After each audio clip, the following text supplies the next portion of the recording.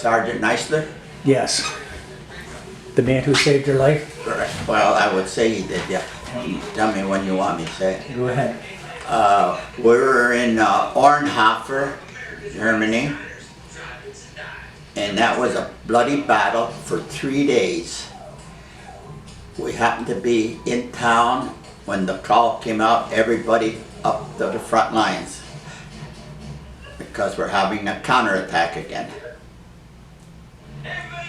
And Sergeant Neisler grabbed a BAR, and I took my M1 rifle, and we headed up to the front lines, and we were about 25, 30 feet apart, working our way up.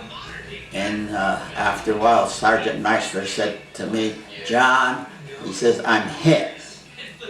So we were down, and I rolled over to Sergeant Neisler, and I said, "How bad are you hit?" He says, "I'm all right." He said, "Take the BAR and keep going. You're needed up there."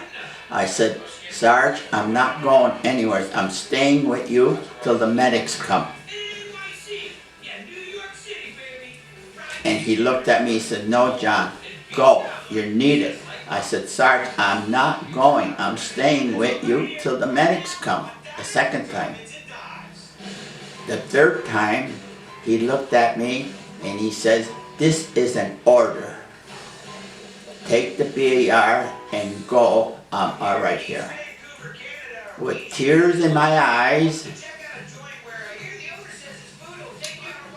I left in my M1. I took the BAR and I went. Unbeknown what would happen. It was later, whether it was the next day or the day after, when they were bringing us ammo, I asked, "Have you heard anything about Sergeant Neisler?"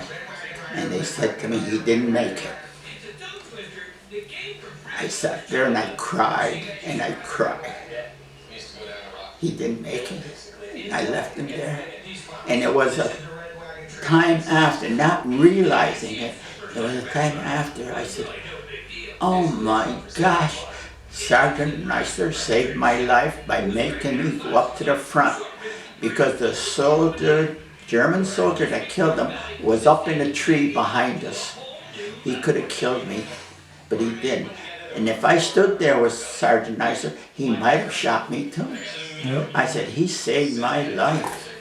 Did the Germans target the guys with the BARs and stuff because they had more ammo, more stronger bullets, more power, right? So they were targeting those guys. He was up in the tree. We didn't know. Sergeant Neisler went right by him, and he nailed Neisler. But one day he didn't nail me when I took the BAR. So after a while, as the medics and them came up, he come down off the tree, and they brought him to the rear. And we had one fella, I can't think of his name, but I could see him. He used to come to reunions. He didn't like the Germans. So they brought him to the rear. And then after a while, I don't know how many days or what, they said, "How'd the fella do that killed Sergeant Neisler?" He said, "You don't have to worry about him. He's gone." I said, "What do you mean he's gone?" He said he tried to run and they shot him. He didn't like the Germans. He would take them out in the back and shoot them. And you can't do it because you get court-martialed. But he always said they tried to run, and that's how he got away with it. Yep.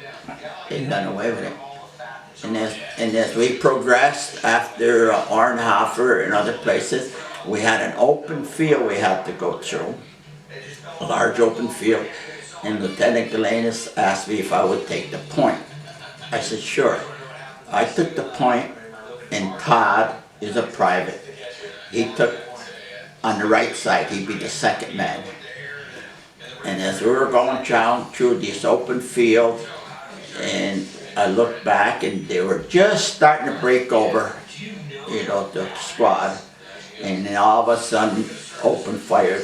Oh my God, they threw everything at us. I hit the ground so hard, my helmet went one way. My rifle went the other way, and I laid on that ground and I didn't move at all with all the shooting and the shells, and then the screaming Mimis came and they screeched through the air. Well, after it was all over with, or I'm laying on the ground, not moving, and I said to myself, I'm gonna have to stay here till it's dark enough so I can get back. And I stood there, it seemed forever. And I stood there, and then after a long length of time, I can hear the ground rolling. I hear the ground. I said, uh-oh. I said, the Germans are coming over to get me, see if I'm dead, take what they want or what. And as I can hear this rumbling, I said, hey, it sounded different. And I opened up my eye without raising my head, and it was on the opposite side. It was one of our Sherman tanks coming down. And the Sherman tank got up near me, and somebody yelled out, "Are you all right, soldier?" I said, "Yes." I said, "Get between me and the enemy, and I will jump up on a turret, and you take right off." And he spun that tank around, got between me and the enemy. I jumped up and hung on to that gun turret, and the way they took me off over the open field back to where the rest of the crew was. And they were glad to see me. I said, "You're glad to see me?" I said, "I'm glad to see you." So they issued me a new helmet, a new M1, and the way we went right through like that. And then there was times where we were in the trenches, well, the foxhole. And there's usually 2 persons in the foxhole. And it was so cold that we would shiver, and tears running down our eyes, and shivering and chattering, your teeth are chattering.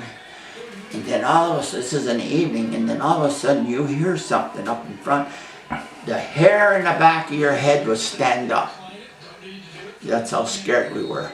And if something did come, I don't know if we could shoot or not because we were so cold and shivering. We had the bayonet on the end of our rifles at night in the foxhole. You mentioned the screaming memes. What were those? There were rockets, about 10, 12 rockets, and they were shot at once off in the tank or whatever they had. And they screeched through the air. If you hear them coming, be careful, they're coming at you. If you happen to hear them go by, you're all set. You made it. Screaming memes. And you take